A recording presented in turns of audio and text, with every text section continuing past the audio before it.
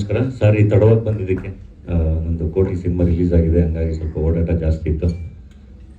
ಖುಷಿ ಆಯಿತು ನನಗೆ ವಿ ಸಿನಿಮಾಸ್ ಓಪನ್ ಆಗಿರೋದು ಆ್ಯಂಡ್ ಇಷ್ಟು ಪ್ಯಾಷನೇಟ್ ಆಗಿರೋರೆಲ್ಲ ಸೇರಿ ಸ್ಕ್ರೀನ್ಗಳನ್ನ ಓಪನ್ ಮಾಡ್ತಿರೋದು. ರಮೇಶ್ ಸರ್ ಹೇಳ್ದಂಗೆ ಥಿಯೇಟ್ರ್ ಎಕ್ಸ್ಪೀರಿಯನ್ಸ್ ಬೇರೆ. ಮನೇಲಿ ಕೂತ್ಕೊಂಡು ಪಾಸ್ ಮಾಡಿ ಒಂದು ಅರ್ಧ ಗಂಟೆ ನೋಡಿ, ಆಮೇಲೆ ಯಾವುದೋ ಫೋನ್ ಅಟೆಂಡ್ ಮಾಡಿ, ಆಮೇಲೆ ತಿಂಡಿ ತಿಂದು, ಅದಾದಮೇಲೆ ಮತ್ತೆ ಯಾವಾಗಲೂ ಮಧ್ಯಾಹ್ನ ಮತ್ತೆ ಅದನ್ನು ಪ್ಲೇ ಮಾಡಿ, ಹಂಗೆ ನೋಡೋಕ್ಕೂ ಒಟ್ಟಿಗೆ ಕೂತ್ಕೊಂಡು ಒಂದು 2-2.5 ಗಂಟೆ ಥಿಯೇಟ್ರಲ್ಲಿ ಕಳೆದೋಕ್ಕೂ ತುಂಬ ದೊಡ್ಡ ಡಿಫ್ರೆನ್ಸ್ ಇದೆ.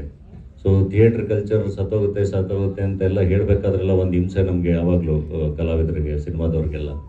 ಅದ್ರ ಮಧ್ಯ ಮತ್ತೆ ಹಿಂಗೆ ಸ್ಕ್ರೀನ್ಗಳು ಓಪನ್ ಮಾಡ್ತಿರೋದು ನಿಜಕ್ಕೂ ಖುಷಿ ವಿಚಾರ. ಇನ್ನು ಸಾಕಷ್ಟು ಸ್ಕ್ರೀನ್ಗಳು ಓಪನ್ ಮಾಡೋಂಗಾಗಲಿ, ತುಂಬ ಚೆನ್ನಾಗಾಗಲಿ ಸರ್. Thank you. ಎಲ್ಲರೂ ಸಿನಿಮಾ ರಿಲೀಸ್ ಆಗಿದೆ, ಕೋಟಿ ಥಿಯೇಟ್ರಿಗೆ ಹೋಗಿ ಸಿನಿಮಾ ನೋಡಿ. Thank you.